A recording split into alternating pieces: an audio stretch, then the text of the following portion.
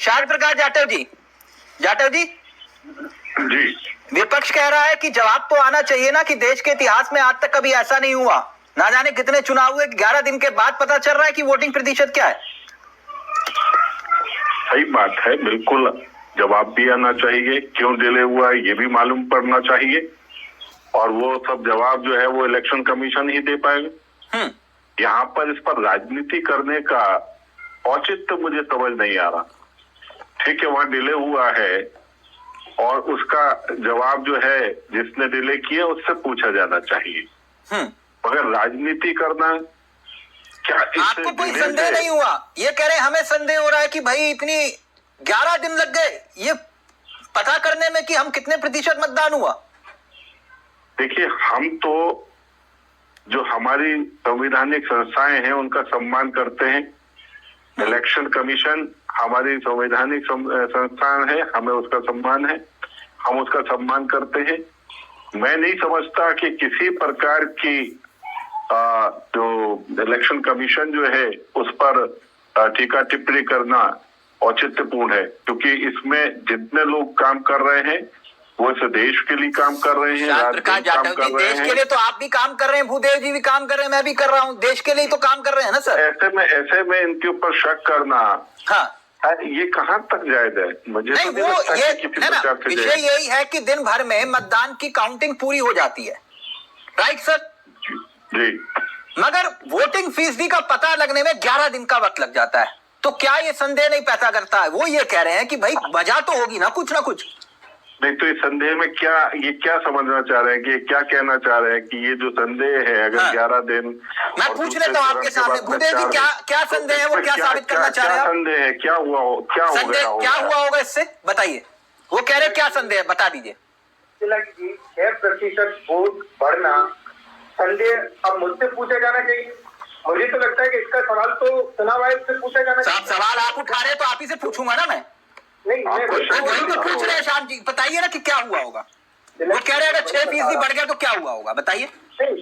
मैं वही तो बता रहा हूँ, जो 400 पार बोल रहे थे, जिनको जो मतलब चुनाव तो छोड़ दो, हम तो कुछ कह ही नहीं रहे। आप तो ये बताओ कि इसमें आपको शक क्या है? तो ये देश की जनता पूछ रही है, मैं नहीं पूछ रहा, इसका जवाब तो चुनाव आयोग को देना चाहिए। सर ऐसा नहीं है ना कि विपक्ष ने पूछा तो मतलब देश की जनता पूछ रही है, आपने पूछ रही है। 63% जनता। शांत जी कह रहे हैं कि ये बताओ कि इसके पीछे मोटिव क्या हो सकता है। वो कह रहे हैं मोटिव क्या है ये बताओ ना, क्यों ये सवाल उठा रहे हो आप? तिलक जी, मैं वही सवाल का मोटिव ही बता रहा हूँ ना। देश की 63% जनसंख्या का जो प्रतिनिधित्व करता है विपक्ष, वो ये जानना चाह रहा है कि जो ये 400 पार का नारा देकर के जो एक ह्यूमर बना रहे थे देश में, तो क्या वो इसी के आधार पर बना रहे थे?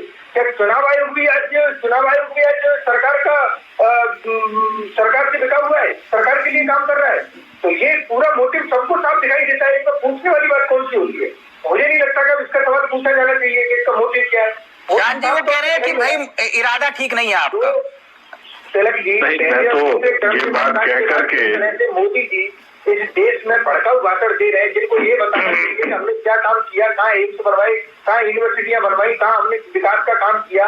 वो हिंदू मुस्लिम की बात कर रहे हैं, वो अभी इस पर बात करते हैं, वो राम मंदिर की बात। मुझे ऐसा लगता है कि भूदेव जी जो है ये बात कह करके इलेक्शन कमीशन का अपमान कर रहे हैं, साथ ही साथ वो माननीय सुप्रीम कोर्ट का भी अपमान कर रहे हैं, क्योंकि माननीय सुप्रीम कोर्ट ने ईवीएम को बिल्कुल पूरी तरीके से जायज माना।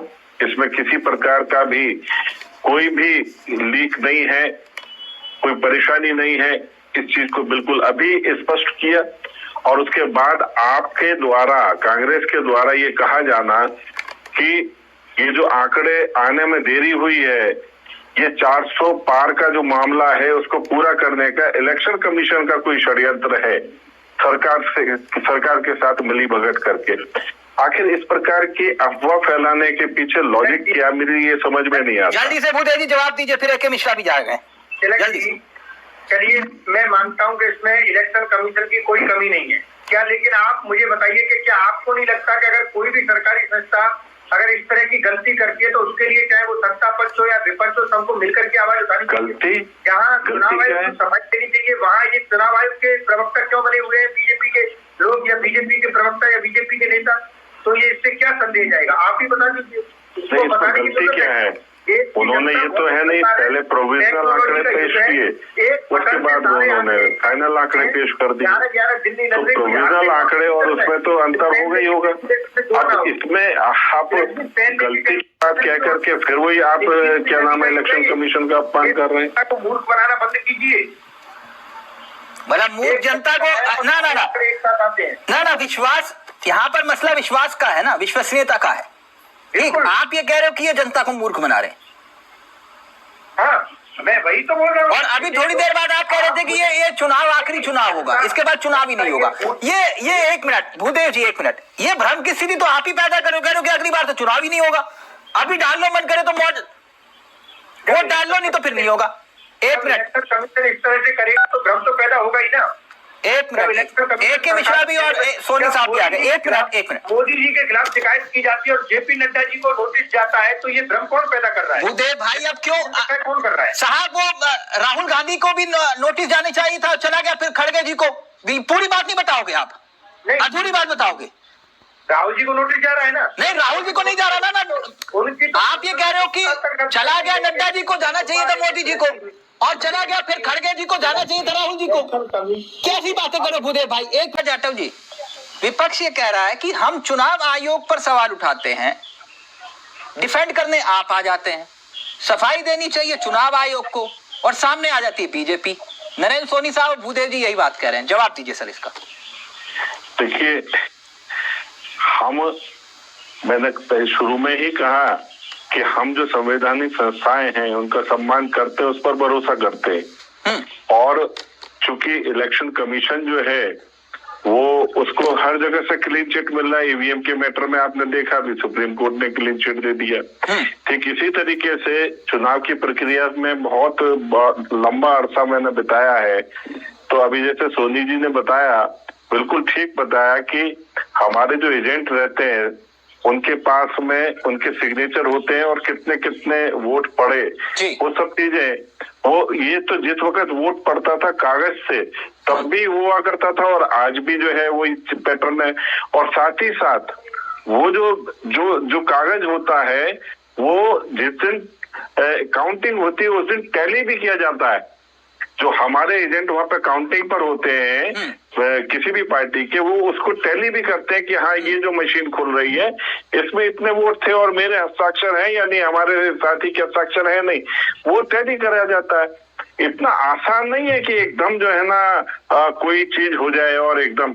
और ठीक इसी तरीके से हमारा व्यक्तिगत जिस वक्त में हम लोग उस वक्त साइन करते हैं उस कागज पर, जो हमारे एजेंट रहते हैं, उसके आधार पर प्रत्याशी को, सभी पार्टी के पक्ष के प्रत्याशियों को ये पता लग जाता है कि आज किस पोलिंग बूथ पर कितना वोट पड़ा है, और उसी के आधार पर एक टेंटेटिव आंकड़ा जो है वो निकल। मैं वही कह रहा था शांत प्रकाश जी, ये बहुत इंटरेस्टिंग विषय है। मेरा ये मानना है बहुत गहराई से इस मामले को समझना चाहिए। बिल्कुल मैं आपकी बात से सहमत हूँ। हाँ, एक मिनट सोनी साहब आ रहा हूँ। मैं जानता हूँ आप जो सवाल पूछना चाह रहे हैं, मैं बस इतना जानना चाह रहा हूँ। जब जैसे आपने कहा कि भैया जो पोलिंग एजेंट होते हैं, चाहे वो कांग्रेस की पार्टी से हो या आपकी पार्टी से हो, उसको मालूम होता है कि कितना वोट पड़ा। जी ठीक सर, जब उसी को मालूम होता है कि कितना वोट पड़ा और चुनाव आयोग को 11 दिन लग जाते हैं, संदेह तो यही है ना सर, आज शाम तक तो आपके पास भी आंकड़ा आ जाता है कि भाई बताओ कहाँ कितना वोट पड़ा। आधा घंटे में सब चीज आ जाती है, आधा एक घंटे। हाँ, तो वही तो बात वो कह रहे हैं कि भाई 11 दिन लग गए। आपका अनुभव क्या कहता है, इतना वक्त तो कभी लगा होगा? मैं वही तो कह रहा हूँ ना कि आपने भी कई चुनाव जो है जाकर खुद कवर किए, मतलब वहां पर रहे आप एजेंट के रूप में, तो आपको प्रक्रिया सब कुछ मालूम है। बिल्कुल, और घंटे भर में सब चीजें सब क्लियर अपने ध्यान में आ जाती है। और मैं समझता हूँ सभी सक्रिय जो कार्यकर्ता रहते हैं सबके कागज पे होता है कि उस बूथ पे इतना पड़ा, उस बूथ पे इतना पड़ा। अब ये जो घटना क्या है, अभी जिस विषय पे हम चर्चा कर रहे हैं, इस विषय पर तो जानकारी इलेक्शन कमीशन ही देगा। तो वही तो बात विपक्ष कह रहा है कि आप क्यों डिफेंड कर रहे हो फिर? मैं तो डिफेंड कर ही नहीं रहा। मैंने कहा कि हमारे पास तो 1 घंटे में आंकड़े आ जाते हैं। अब वहां पर डिले क्यों हुआ, उसके पीछे मैलिस मतलब किसी तरीके से वो नहीं है, बदनीयती नहीं है विभाग की। हाँ, बदनीयती नहीं है। ओके सोनी साहब पहले आप, फिर भूदेव जी आ रहा हूं आपके पास। बोलिए क्या कहना चाह रहे हैं? मैं तो चावला जी केवल शांत प्रकाश जाटव जी से इतना पूछना चाह रहा हूँ कि आप सिर्फ ये बता दीजिए कि 11 दिन में आंकड़े आए, हमें आपत्ति है, हमें कुछ दिक्कत लग रही है कि भाई इतना समय क्यों लगा, हम चुनाव आयोग से सवाल पूछ रहे हैं, आप क्यों नहीं पूछते हैं? आप क्यों संतुष्ट हैं आखिर चुनाव आयोग से? हम इसलिए संतुष्ट हैं कि हमें मालूम है कि पूरी इलेक्शन की प्रक्रिया क्या है और कुछ भी कोई भी चीज बिल्कुल सही चाहकर भी नहीं बदल सकती। सही बात है, इनको मालूम है कि कैसे चाहकर भी नहीं बदल सकता। आप किसी चल रहा है। मशीन को टेम्पर करके, उन पेपर्स को टेम्पर करके यू कांट चेंज। ये सब बातें जो है फर्जी बातें हैं, हम अच्छी तरह जानते हैं। हमने कभी भी ईवीएम के ऊपर, चाहे वो कांग्रेस के टाइम में ईवीएम जो है काम कर रही थी, चाहे किसी भी वक्त में काम कर रही हो, 2004 से शुरू हुई थी ईवीएम। सुन ले मेरी बात, कोई बात नहीं सुनी नहीं, मेरी बात सुन लो। हमने कभी भी इसके ऊपर आक्षेप नहीं लगाया, हमने हमेशा भरोसा किया है सारी टेक्नोलॉजी जो है उनके ऊपर। आज सारा विपक्ष लगा रहा है, सारी देश की सारी पार्टियां पूछना चाह रही है चुनाव से, भाई डिले क्यों हुआ? ये तो हमारा संवैधानिक राइट है ना पूछना। सारे मीडिया चैनल मैंने कब मना करा कि आप मत पूछो? तो मैं तो भाजपा ये कह रही है कि आप मत पूछो, आप पूछो। भाजपा अकेले क्यों संतुष्ट है आखिर? इसका हम इसलिए संतुष्ट है कि हम भाजपा चला रही है क्या? हम तो 2004 में भी संतुष्ट थे जब हम चुनाव हारे। हम लोकसभा में थे, हम 2004 में जब ये ईवीएम आई तब हम चुनाव हारे, तब भी हमने इसका विरोध नहीं किया। मैं तो अभी की बात कर रहा हूँ। आपने फौज के नाम पर कभी वोट नहीं मांगा, संस्थाओं के ऊपर पूरा भरोसा करते हैं। फौज के नाम पे वोट मांगा, भारत की सेना के नाम पे वोट मांगा, पूरा भरोसा करते हैं। संस्थाओं के ऊपर किसी तरीके की टीका टिप्पणी नहीं। दिन रात हिंदू मुसलमान धर्म के नाम पे वोट नहीं मांग सकते आप। चुनाव आयोग क्यों नहीं बोल रहा? वो तो आप लोग मांगते हो ना, इसलिए संतुष्ट है। वो तो आप मांगते हो। प्रकाश जी, आप जिनके साथ गठबंधन कर रहे हो वो लोग मांगते हैं। वो ये सोनी साहब एक मिनट, शांत प्रकाश जी, आज विषय ये नहीं है ना, अब काहे को वोट जिहाद खेल रहे हो यहाँ पर? वोट जिहाद मत करो यहाँ। हाँ, यहाँ वोट जिहाद का विषय नहीं है अभी। भूदेव जी, जो बात ईवीएम को लेकर सुप्रीम कोर्ट ने कहा, ठीक भूदेव भाई, उसके बाद एक विषय अब ये भी निकल के आया कि भाई देरी क्यों? जैसे कि अभी मिश्रा जी ने कहा कि भाई ऐसी कौन सी नौबत आन पड़ी कि भैया आज ही चाहिए आपको आंकड़े की कितने प्रतिशत वोट पड़े। जब आंकड़े जारी करने का टाइम आएगा कर दिए जाएंगे, तो उसमें दिक्कत क्या है, संशय क्या है? बिल्कुल तिलक जी, देखो मुझे सिर्फ एक से 1.5 मिनट का समय देना, मैं सारी बात क्लियर करता हूँ। हाँ। पहले तो मिश्रा जी की बात को मैं जब सुन रहा था तो मुझे बहुत हंसी आ रही थी। क्यों? मिश्रा जी कह रहे हैं कि आंकड़े जारी ही नहीं करने चाहिए। मिश्रा जी तो कल को ये भी कह देंगे कि जब काउंटिंग होती है तो किसी भी पार्टी को मत बुलाओ, जो भी इलेक्शन कमीशन काउंटिंग करके बाहर बता देगा ये जीता ये हारा ये हो जाए। या मिश्रा जी तो ये भी कहते हैं कि इतना लफड़ा होता है, इतनी आवाज है, इतना पैसा बर्बाद होता है, देश की जनता का पैसा लगता है, सरकार का पैसा खर्च होता है चुनाव कराने में, चुनाव ही मत कराइए। ये तो वही वाली बात हो गई ना। आप हर बात के आंकड़ों को क्यों छुपाना चाहते हो? आपने इलेक्ट्रॉन बॉन्ड को छुपाने की कोशिश की, पीएम केयर फंड का पैसा कहाँ से आया कहाँ गया आपने वो छुपाया, कोरोना में कितने लोगों की डेथ हुई आपने वो छुपाया। आखिर ये सरकार आंकड़ों के साथ खिलवाड़ क्यों कर रही है? तो इस पे पूरी सीधी तौर पे ये संशय तो पैदा होगा कि नहीं होगा?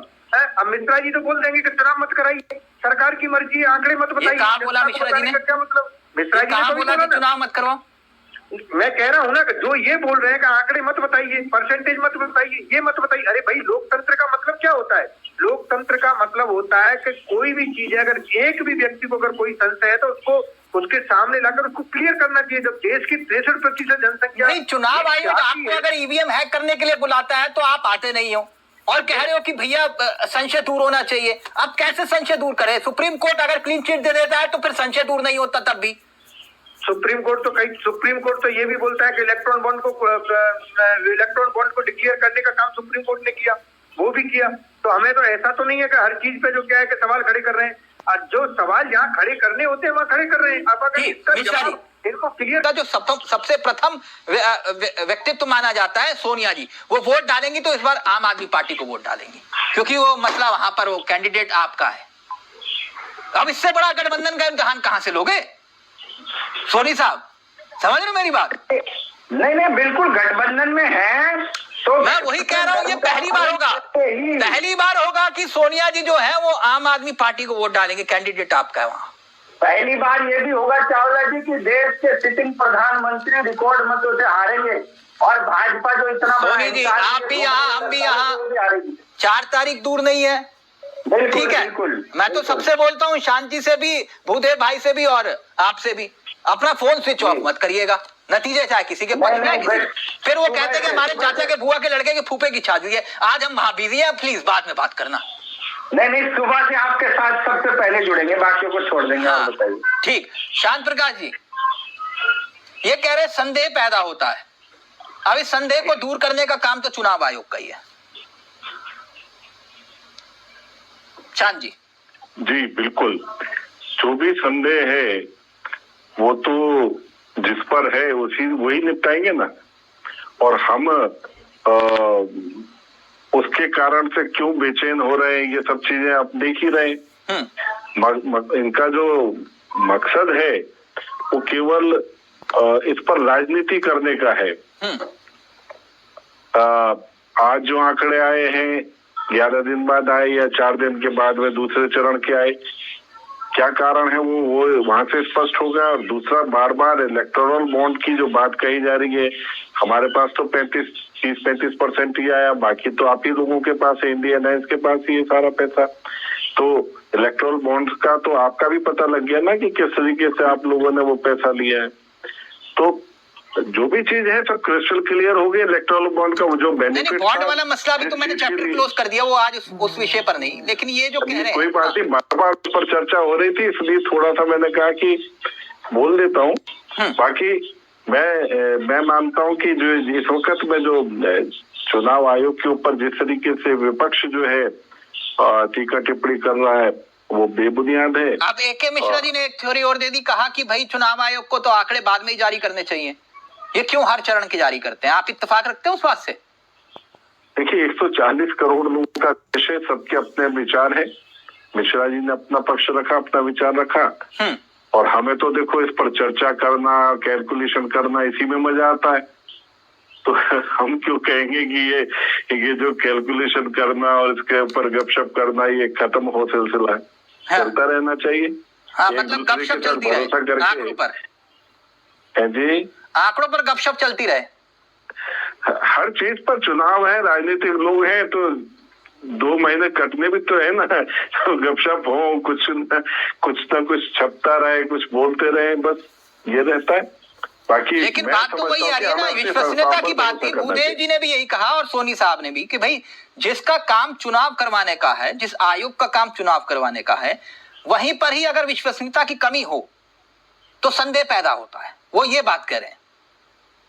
तो मुझे नहीं लगता कि कहीं कोई विश्वसनीयता की कमी, और अगर कुछ लग रहा है तो वो सब चीजें जो है ना उसके लिए तमाम संस्थाओं के ऊपर संस्थाएं, अगर ऐसा लगता है कि कहीं कुछ गड़बड़ है और कुछ गड़बड़ हुआ है, हाँ, और जल्दी से फिर मिश्रा जी आ रहा हूं आपके पास। तो संस्थाएं, उनके ऊपर संस्थाएं, क्या दिक्कत है? हाँ। सब चीज हो सकती। नहीं, बिल्कुल तिलक जी, हम तो यही बोल ही रहे हैं कि देखो जो भी संस्था है उसी से सवाल पूछा जा रहा है। लेकिन दिक्कत तो यहाँ है ना कि बीजेपी के प्रवक्ता, बीजेपी के नेता जो क्या है उसी संस्था के प्रवक्ता बन के आ जाते हैं जवाब देने के लिए, उनको परेशानी अधिक होने लग जाती है।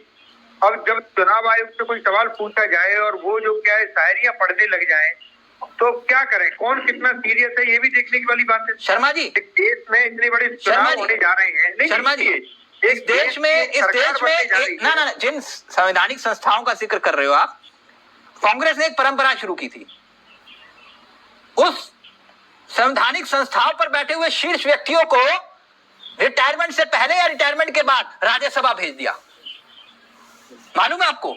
नहीं, बिल्कुल ये परंपरा शुरू की थी कांग्रेस ने। इस परंपरा के बारे में मालूम है आपको? क्या तिलक जी मुझे एक सवाल का जवाब दीजिए जी। अगर कोई कमी थी इसी के लिए तो जनता ने भारतीय जनता पार्टी को चुना। कांग्रेस की कई कमियां, नहीं ये मत बोलो ना, ये नया कर रहे हैं, ये बोलो कि ये काम हम भी कर चुके हैं, अब वो उसी को फॉलो कर रहे हैं। तिलक जी लोकतंत्र में हर चीज में सुधार होना जरूरी है। आज 21वीं सदी में आप आ रहे हो और आप इस देश को 50 साल पीछे ले जाने का काम कर रहे हो। एक तरफ आप कह रहे हो कि जहां देश में लोकतंत्र को मजबूत करने के लिए सारी चीजें निष्पक्ष होनी चाहिए, सब देश के लोगों के सामने होनी चाहिए। वही दूसरी तरफ मिश्रा जी देखिए क्या कहते हैं कि आंकड़े ही निकालना बंद कर दो, चुनाव आयोग डिक्लेयर कर देगा कौन जीता कौन हारा, कुछ भी मत दिखाइए किसी को, बस जनता जाए वोट दे दे। अगर ज्यादा और भी दिक्कत हो रही है पैसा सारा स्टैटिक्स सारी चीजें क्या शो कर रही है, क्या शो कर रही है, ये कहाँ देश जा रहा है? क्या आप देश के लोकतंत्र को मजबूत करने की बात कर रहे हो या देश के लोकतंत्र को कमजोर करने की बात कर रहे हो? देश का लोकतंत्र इससे कमजोर होगा या मजबूत होगा? आप ये बताइए ना। एक तरफ आप पूरे देश में ह्यूमर फैलाते हो 400 पार 400 पार 400 पार, दूसरी तरफ यहाँ भी चुनाव अभी पूरे नहीं हुए, उससे पहले ही इस तरह की गड़बड़ियां देखने को मिले, तो ये क्या कहाँ ले जाते हैं? ठीक, मिश्रा जी जल्दी से, भरोसा कहाँ जाएगा? मिश्रा जी देखिए, जो लोग आज आंकड़े पूछ रहे हैं ये भी बोल देंगे कि भाई उस बूथ का रिजल्ट डिक्लेयर कर दो कि इस बूथ पे कौन सी पार्टी जीती, वो तो तब भी पता चल सकता है 10 मिनट में। ये किसने कहा? डिमांड कर सकते हैं ये लोग। नहीं, डिमांड जब ये आप कह रहे हो कि आंकड़े जारी मत करो, तो आप ये कह रहे हो कि कौन बूथ पे जीता? विपक्ष के लोग पॉसिबिलिटी है कि बोल देंगे भैया केवल आंकड़े नहीं, इनका मुंह तुरसा की तरह कि भाई अब डिक्लेयर कर दो फाइनल। मिश्रा जी, तो डिक्लेयर कर ही दो जहाँ मिश्रा जी, मिश्रा जी, इलेक्शन का एक प्रोसीजर होता है ताकि वोटर के अंदर कंफ्यूजन न पैदा हो, इसीलिए वो सारी काउंटिंग एक दिन करता है। मैं बोलता हूँ जितनी जगह फर्स्ट फेज में इलेक्शन हुए उसी दिन वो डिक्लेयर कर सकता है कि हाँ भाई इन जगह से ये जीते, क्यों नहीं डिक्लेयर करता है? ताकि वोटर्स को इन्फ्लुएंस न किया जा सके, निष्पक्ष हो। आंकड़े भी वोटर्स को इन्फ्लुएंस कर सकते हैं, सोनी साहब जल्दी से, ओरिजिनल डिसीजन को बदल सकते हैं। इसलिए 4 तारीख के पहले 3 तारीख के दिन इलेक्शन कमीशन एक प्रेस कॉन्फ्रेंस करके केवल आंकड़े बताए सबको। देखिए, मेरा सिर्फ इतना कहना है चावला जी कि जिस प्रकार से टीएन शेषन साहब को याद रखा जाता है, आज उन पर पूरे देश में हर कोई उन पर गर्व करता है, कोई उंगली नहीं उठा सकता, कोई नहीं कह सकता कि भाई टीएन शेषन साहब ने निष्पक्ष चुनाव नहीं कराया। आज देश को उसी स्थिति की जरूरत है। आखिर आज अगर शक पैदा हो रहा है, संदेह पैदा हो रहा है, तो इसके लिए पूरे तरीके से भारतीय जनता पार्टी जिम्मेदार है, क्योंकि यही खड़े रहते हैं उनके साथ में। सारी पार्टियां तो पूछती हैं कि भाई संस्था जवाब दो, ये सब क्यों हो रहा है? सोनी साहब, दिल्ली में कितनी बार सरकार बनाई है आपने? मतलब साफ है इसका। सोनी साहब, साफ है, मैं कंप्लीट तो कर लूं। नहीं, कंप्लीट कर लिया आपने। कितनी बार सरकार बनाई दिल्ली में आपने? पूरे तरीके से चुनाव आयोग के साथ खड़ी हुई है। सोनी साहब, आयोग भाजपा के साथ है। सोनी साहब, कितनी बार दिल्ली में सरकार बनाई है आपने? मैं तो सर सरकार बनाने पे नहीं कह रहा हूँ ना। नहीं, मैं आपसे पूछ रहा हूँ ना। सरकार बनाने पे कहाँ कह रहा हूँ। अच्छा, पंजाब में पहली बार बम्पर चल रहा है, इसी चुनाव आयोग ने वहां पर चुनाव करवाया था। चुनाव आयोग की अभी एक्टिविटी देखे ना आप, वो क्यों नहीं देख रहे हैं? मैं ये सोनी साहब, क्या शांत प्रकाश जाटव जी को चुनाव आयोग की एक्टिविटी नहीं दिखाई दे रही है? क्या भाजपा को नहीं दिखाई दे रहा? पूरे देश नहीं देख रहा है कि चुनाव आयोग किस तरीके से काम कर? ठीक मिश्रा जी, अच्छा ओके। अब ये तो हरियाणा कथा है, कभी खत्म नहीं होगी। आप लोग जब विपक्ष में होगे तो आपको चुनाव आयोग भी बुरा लगेगा, कोर्ट भी बुरा लगेगा, ईडी भी बुरी लगेगी, सीबीआई भी बुरी लगेगी। सत्ता में आओगे तो कहोगे कि नहीं है, तो इससे अच्छा तो कोई है ही नहीं, इससे अच्छी कोई संस्था है ही नहीं। लेकिन लाइव में चलते चलते थोड़ा माहौल हल्का कर देता हूँ। वो लाइव में एक है मिश्रा जी, आपके लिए कमेंट आया, कह रहे हैं कि आज व्हाट्सएप यूनिवर्सिटी में पढ़ के आए हो क्या? नहीं, व्हाट्सएप यूनिवर्सिटी में पढ़ के नहीं आए हैं।